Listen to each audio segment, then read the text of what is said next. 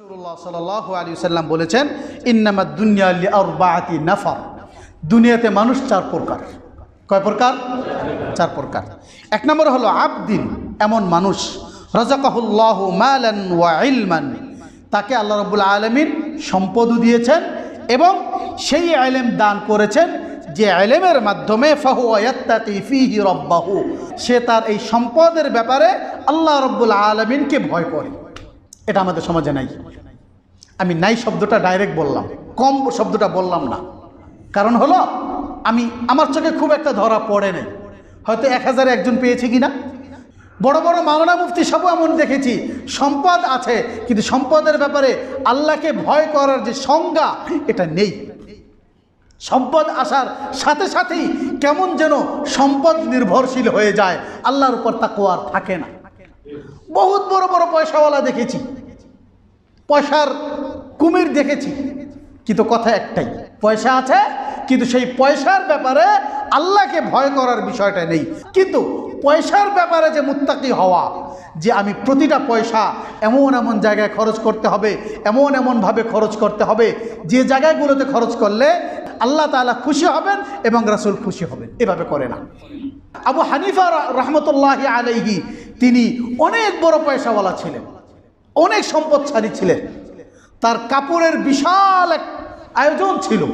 তিনি তার দোকানের সবচেয়ে দামি কাপড়গুলো সমাজের উলামায়ে কেরামকে হাদিয়া দিতেন আর নিজে কম দামি জামাটা গায়ে দিতেন। কারণ তার হিসাব ছিল, আমি যেটা দিব ওটা আল্লাহর জন্য দিচ্ছি, আর আল্লাহর জন্য যেটা দিচ্ছি ওটা দামিটা দিচ্ছি, আর যেটা আমি ব্যবহার করছি এটার হিসাব আমার আল্লাহর কাছে দিতে হবে, এইটা তিনি কম দামি পড়তেন।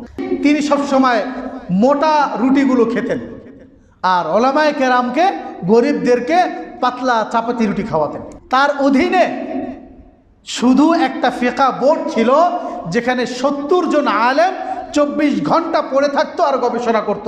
পুরা খরচটা নিজের পকেট থেকে তিনি বহন করতেন। তার ইনকাম ছিল প্রচুর, অনেক টাকার মালিক ছিলেন, কিন্তু প্রত্যেকটা টাকার ব্যাপারে সে আল্লাহকে ভয় করত। ওয়াসিলু ফিহি রাহিমাহু, এবং সে তার আত্মীয় স্বজনের সাথে সম্পর্ক ঠিক রাখে। ওয়ায়ালামু লিল্লাহি ফিহি হাক্কান, এবং এই সম্পদের মধ্যে আল্লাহ রাব্বুল আলামিনের কি কি হক আছে এগুলো সে ঠিকঠাক মতো আদায় করে। তাহলে ফাহাদা বিআফদিল মানাজিল, এই লোক হলো পৃথিবীর সর্বশ্রেষ্ঠ মানুষের একজন। এটা আমাদের মধ্যে নাই, খুব কম আছে। দ্বিতীয় জন হলো ওয়াবদিন রাযাকাহুল্লাহু ইলমান ওয়া লাম ইয়ারযুকহু মালান, তাকে আল্লাহ তাআলা ইলম দান করেছেন যে কিভাবে জাহান্নাম থেকে বাঁচতে হয়, সম্পদ থাকলে কিভাবে আল্লাহর রাস্তায় খরচ করতে হয়, আত্মীয় স্বজনদেরকে কিভাবে দিতে হয়, এই মর্মে সমস্ত ইলম তার আছে, কিন্তু আল্লাহ তাআলা তাকে কি দেন নাই? সম্পদ দেন নাই। ওয়ালাম ইয়ারযুকহু মালান, আল্লাহ তাআলা তাকে সম্পদ দেন নাই। সে নিয়ত করে যে সাদিকুন নিয়াতি, সত্যি সত্যি তার হৃদয়ের কল্পনা, তার হৃদয়ের বাসনা যে লাউ আন্নালি মালান, হায় যদি আমার এই সম্পদ থাকতো তাহলে লামিলতু বিআমালি ফুলানিন ফাহুয়া বিনিয়াতিহি, তাহলে অমুকে যে দান করছে আমিও দান করতাম, অমুকে যে গরু জবাই দিয়ে গোস্ত বিলি করেছে আমিও যে গরু জবাই দিতাম, অমুকে যে হজে যাচ্ছে উমরায় যাচ্ছে আমিও যাইতাম, যদি আমার সম্পদ থাকতো। না থাকার কারণে আমি এই আমলগুলো করতে পারছি না। তখন রাসূলুল্লাহ সাল্লাল্লাহু আলাইহি ওয়াসাল্লাম বলেন, ফাআজরুহুমা সাওয়াউন, যে লোকের আছে এবং দান করছে, আরেক লোকের নাই, দান করতে পারছে না কিন্তু হৃদয়ের মধ্যে আক্ষেপ আফসোস আছে, উভয়ের জন্য আমল নামায় সওয়াবের পরিমাণ সমান হবে। আমরা এখানে অনেকেই গরিব আছি না? আজকে থেকে একটু নিয়তটা করতে পারি না যে এই নিয়তটা, এবং সত্যি সত্যি হটকারিতা না, সত্যি সত্যি নিয়ত যে যদি আল্লাহ তাআলা আমার সম্পদ দেয় আমি এই করব, যদি আল্লাহ তাআলা আমার সম্পদ দেয় তাহলে আমি এই করব, এইভাবে ইনশাআল্লাহ নিয়ত করতে পারি না? সম্পদ যদি হয়ে যায় তাহলে আমি করব, সম্পদ যদি না হয়ে যায় এই নিয়তের উপর আমি আমার জীবনের শেষ নিঃশ্বাস পর্যন্ত থাকব, তাহলে কিয়ামতের দিন ওই লোকগুলো যে পরিমাণ সম্পদ সওয়াব পেয়েছে আমিও সেই পরিমাণ সওয়াব পেয়ে যাব। 3 নম্বর ব্যক্তি ওয়াবদিন রাযাকাহুল্লাহু মালান ওয়া লাম ইয়ারযুকহু ইলমান, আল্লাহ তাআলা সম্পদ দিয়েছেন কিন্তু এইভাবে খরচ করার ইলম তাকে দান করেন নাই।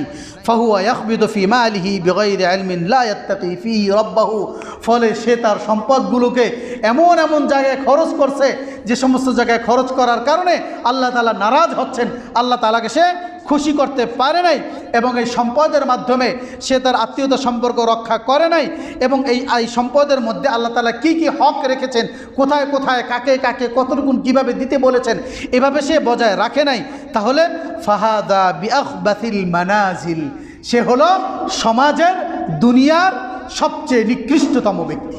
আমি বলি সম্পদ হওয়ার চেয়ে না হওয়া ভালো। সম্পদ হওয়ার পরে যদি আমি এগুলা বজায় রাখতে না পারি, মাসে ইনকাম 10 লাখ, মসজিদে দিই 50 টাকা, মাসে ইনকাম 2 লাখ, বছরে আমার সব মিলে ইনকাম আছে এত, জাকাত যা দেয় তাতে 0.5% হয় না, অতিরিক্ত দান সদকা তো বাদ, কি করবেন এত টাকা দিয়ে? কাফনের কাপড়ে কি পকেট আছে না? আপনার কাছে কোনো ঘোষণা আছে আপনি আরো 80 বছর বাঁচবেন? যাদের টাকা আছে তাদের সাবধান, বিআখবাথিল মানাজিল, দুনিয়ার সবচেয়ে নিকৃষ্টতম ব্যক্তি এরা। আমার ঘোষণা না, রাসূলুল্লাহ সাল্লাল্লাহু আলাইহি ওয়াসাল্লামের ঘোষণা, ফাহুয়া বিআখবাথিল মানাজিল, এর চেয়ে নাই তাই তো ভালো। আমি উন্নত না হতে পারলাম, অধম তো হলাম না, কিন্তু সম্পদ হলো, ঠিকমতো কাজ করলাম না, তো আমি বিআখবাথিল মানাজিল, সংসারের সমাজের সবচেয়ে নিকৃষ্টতম ব্যক্তি। আল্লাহ রাব্বুল আলামিন আমাদেরকে এমন ব্যক্তি হওয়ার চেয়ে হেফাজত করে। 4 নম্বর হলো ও আবদিন লাম ইয়ারযুকহুল্লাহু মালান ওয়ালা ইলমান, টাকাও নাই, ইলমও নাই। মসজিদের নিয়ত তার নাই, তার একটা সিনেমা হল বানানোর নিয়ত, তার জনগণের জন্য খেদমতের নিয়ত তো নাই, অমুকের সম্পত্তি হস্তক্ষেপ করার নিয়ত। দুনিয়ার যত বাজে নিয়ত আছে এগুলো মনে মনে কল্পনা করে, টাকা আসলে এই দুনিয়াবি ধান্দাগুলো সে করবে, তো সে তো আরো খারাপ। যাই হোক, এই হলো 4টা।